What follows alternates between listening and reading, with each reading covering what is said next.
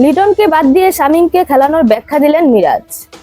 Bat হাতে ছন্দে না থাকলেও টি-20 বিশ্বকাপের ভাবনায় শ্রীলঙ্কা সফরের ওয়ানডে দলের সুযোগ পেয়েছিলেন লিটন দাস। তবে প্রথম ম্যাচ খেলার পরই একাদশের বাইরে রাখে টিম ম্যানেজমেন্ট। লিটনের জায়গায় সিরিজের শেষ 2 ওয়ানডেতে খেলানো হয় শামীম হোসেন পাটোয়ারিকে।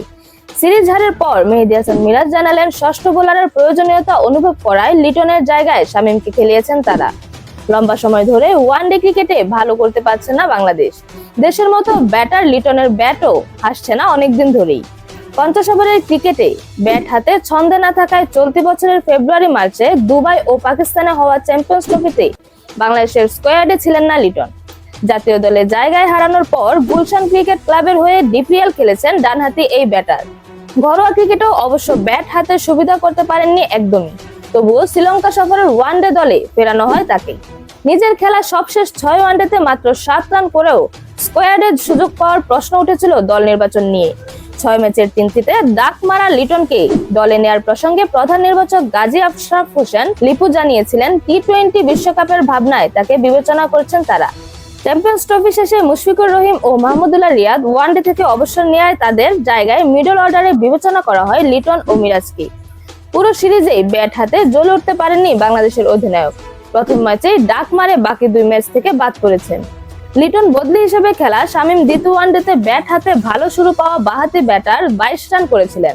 পাশাপাশি বোলিংয়ে 9 ওভারে মাত্র 22 রান দিয়ে নিয়েছিলেন চারিত আসালাঙ্কার উইকেট। সিরিজের তৃতীয় ম্যাচে ব্যাটিংয়ে 12 রান করা ডানহাতি স্পিনার 30 রানে নিয়েছেন সেঞ্চুরিয়ান কুশন মেন্ডিসের উইকেট। সিরিজ শেষে মিরাজ জানালেন, ষষ্ঠ বোলারের প্রয়োজনের কারণেই লিটনকে বাদ দিয়ে শামীমকে খেলানোর সিদ্ধান্ত নেয় টিম ম্যানেজমেন্ট।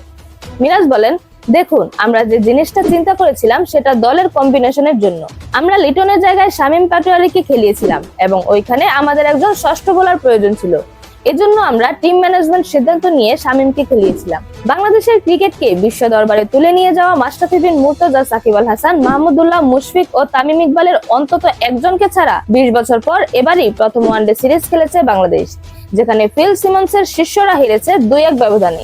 মিরাজ মনে করেন, দলটা যেহেতু তরুণ তাই তাদের সুযোগ দিলে একদিন হয়তো তারা ভালো খেলবে। বাংলাদেশের অধিনায়ক বলেন, আমাদের দল এখনো তরুণ, কিছু খেলোয়াড় নতুন এসেছে। অবশ্যই আমরা সবসময় ইতিবাচক জিনিসটাই ভাবি। আমাদের সময় দরকার, যদি তাদের সুযোগ দেন একদিন হয়তো তারাই ভালো করবে। এরকম আর নতুন নতুন খেলার আপডেট পেতে অবশ্যই চ্যানেলটি সাবস্ক্রাইব করে রাখুন। ধন্যবাদ। Flavours news.